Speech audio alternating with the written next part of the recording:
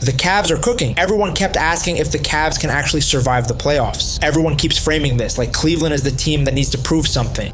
So that's part of the Cavs' problem. If they can't control the ball at the point of attack, the defense is going to start breaking down, and then they're going to get into rotation. Yet, as we saw with them cooking Toronto, this team is no joke. Donovan Mitchell and the record nobody talks about. Let's start with the man carrying the sword, because Donovan Mitchell just extended a record that almost nobody in mainstream basketball media gives the attention it deserves. 9 consecutive playoff game ones with 30 or more points, going all the way back to 2020. 6 years. 6 straight postseasons of showing up in the highest pressure moment of the entire basketball calendar and putting the ball in the basket at an elite level.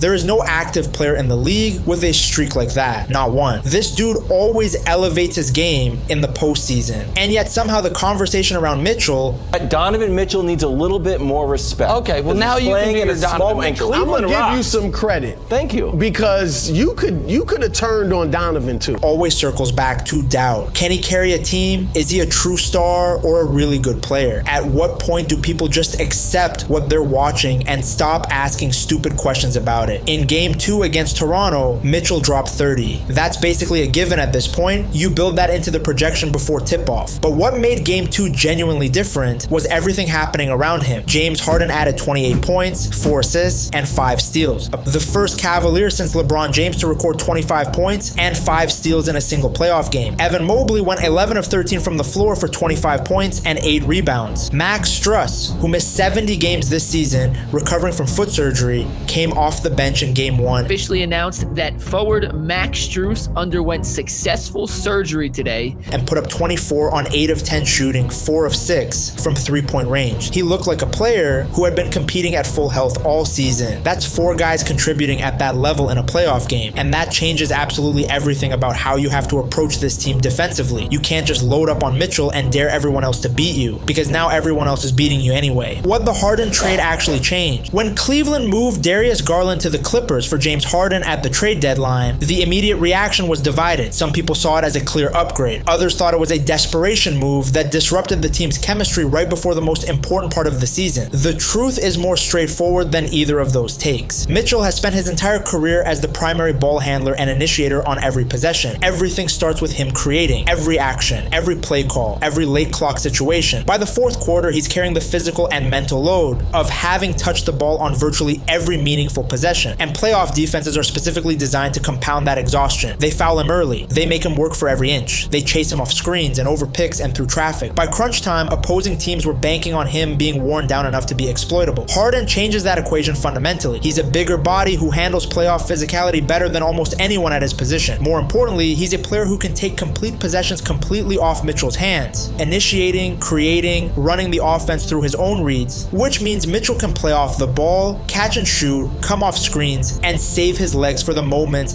that actually decide games. That's a structural change, not just a personnel addition. Mitchell is now harder to game plan for because he doesn't have to be the answer on every single possession. The numbers are genuinely alarming for opposing defenses. 7 offensive rating. That's 98th percentile in the entire league. They are essentially unguardable when they share the floor, and the ripple effect shows up in the big men too. Mobley and Allen are getting cleaner looks because defenses can't pack the paint against this backcourt the way they packed it against Mitchell and Garland. The whole offensive ecosystem got better the moment Harden arrived, and the playoffs are where that improvement is fully visible for the first time. 41 starting lineups, and why that's actually terrifying here is the number that completely broke my brain when I dug into it. The Cleveland Cavaliers used 41 different starting lineups across 82 regular season games this season. 41. In any normal context, that level of instability is a sign of dysfunction. A team scrambling to find answers, unable to establish identity, lurching from one combination to the next, hoping something sticks. And honestly, that's exactly what it looked like while it was happening. But here's what makes it fascinating in retrospect. The core starting 5 that took the floor for game 1 against Toronto, Harden, Mitchell, Wade, Mobley, Allen, played exactly 4 games together during the entire regular season. 33 total minutes of shared time. That's it. For all practical purposes, this starting lineup didn't exist until the playoffs started. You would think that's a massive problem. And in most most situations it absolutely would be. But in 2026 playoff basketball, where every team has a full analytics department, weeks of film preparation, and coaching staffs that can diagnose and counter tendencies within 2 games of a series, there is something genuinely powerful about being a team that nobody has enough tape on to fully understand. You cannot scout what doesn't have film. You cannot build a game plan around tendencies that haven't been established across a meaningful sample size. The Harden-Mitchell 2-man game, new this postseason, Strus in the rotation with the starters. He missed most of the year recovering from surgery. Every team remaining in this bracket spent their preparation time building a scouting report on a version of the Cavaliers that doesn't actually exist anymore. And now they're trying to adjust in real time during a 7-game series against a team that's peaking at the exact moment nobody has the intel to counter it. That's not just lucky. That's fucking chaos weaponized. The round 2 problem for Detroit and Orlando. Let's talk about what this means for whoever comes out of the Detroit-Orlando series, because I think this is where the bracket gets genuinely uncomfortable for the rest of the East. Detroit is built on a defensive identity. They grind games into the mud, force turnovers, control pace, and turnover to start the game for Detroit. Well, no surprise to see them 48 minutes into a street fight where the other team is miserable by the 4th quarter. That formula won them the number 1 seed, and it works because most teams can't sustain their offensive rhythm against that kind of relentless physical pressure. Here is the problem. That entire approach assumes you can hold the opposing offense somewhere in the 90s or low hundreds. Cleveland just put up 126 and 115 in back-to-back games against a legitimate defensive team and did it without appearing to break a real sweat. When you have a Mitchell-Harden backcourt posting a 125 offensive rating together, you need to match that firepower on the other end. Detroit, as currently constructed, doesn't have the half-court scoring to keep up in a series where both teams are regularly hitting 110 or above. The street fight strategy stops working when the other team can score through your best defensive possessions anyway. Orlando is a different version of the same problem. Their whole identity is defensive versatility. They switch everything. That's a big shot to close out game 3. Sizing up Cunningham. They're long, they're physical. They make you earn every single possession in the half court. Great formula. Works beautifully against teams where 1 or 2 players are doing all the creation. Runs directly into a wall against a team with 4 legitimate shot creators. Switch everything, and Harden picks apart the switch because that's literally what he was built to do. Read post-switch coverage and find the exact right decision in half a second. Stay home on shooters, and Mobley eats in the paint. Double Mitchell in isolation, and 3-point shooters are standing open in the corners. The Cavaliers have a clean answer for every defensive scheme Orlando wants to deploy, and none of those answers require Cleveland to change what they're already doing. That's what a truly dangerous offense looks like in the playoffs. The real weaknesses that actually matter. Before this turns into a pure Cleveland coronation, Champions once again! The Cavaliers are NBA champions!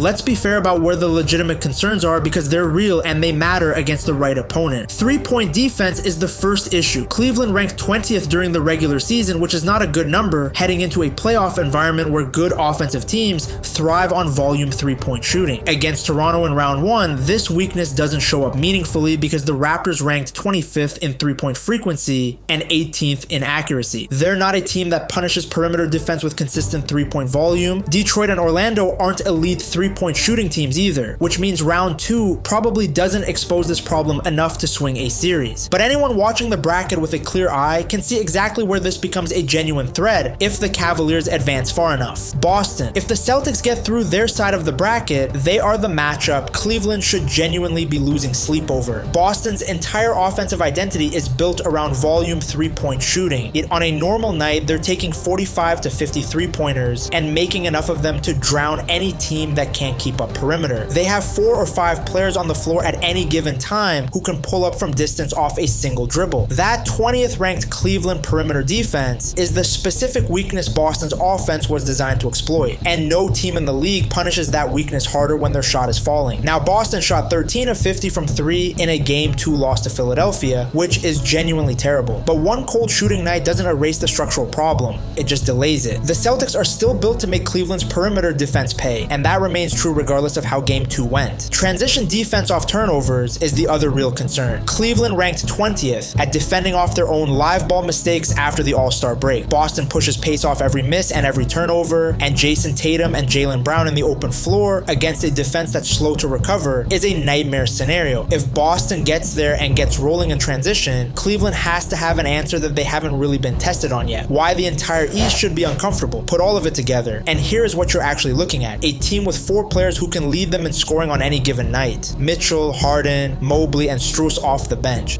which means defensive schemes built around eliminating 1 or 2 options simply don't work. A starting lineup that has barely played together, which means nobody in the league has enough film to fully understand their tendencies, rotations, and counters. A bracket in round 2 that features a matchup where Cleveland's greatest strength, volume half-court scoring, runs directly into teams that don't have an answer for it, and a potential conference finals matchup that represents a genuine challenge, but one that requires Boston to first get through their own side healthy and in rhythm. The chaos of the regular season, 41 starting lineups, constant injuries, the Harden trade disrupting everything mid-year, ended up functioning. Last year of his contract, and Harden is not extension eligible, will be 35 years old next year in the offseason. As a kind of defensive shield against preparation. Every opponent in this bracket built their scouting report on a Cleveland team that no longer exists. They're playing a team that fully formed for the first time in April, and they're trying to solve that team in real time while simultaneously managing their own playoff rotation and fatigue. Mitchell extending his opening game record to 9 consecutive 30-point performances is the headline, but the real story is the infrastructure that's been built around him. For the first time in what feels like years, Cleveland has real answers for what happens after defenses lock in on their best player. Harden can carry possessions. Mobley and Allen can dominate inside when perimeter defenses overcommit. Strus can get hot from 3-point range off the bench and completely change a game's momentum. The supporting cast isn't a weakness anymore. It's a weapon. Nobody is handing Cleveland the championship right now, and nobody should. There's too much basketball left and too many variables between here and June for that kind of certainty. But the framing of this team as a squad that needs to survive the playoffs rather than one that other teams need to survive, that framing is wrong. It's been wrong since the trade deadline, and the first 2 games against Toronto have made it impossible to look at it any other way. The East isn't worried about the wrong team. The East should be very quietly, very specifically worried about Cleveland. If you liked watching this, drop a comment with your conference finals prediction and whether you think the Cavs have what it takes to get there, or if Boston is still the team to beat in the East.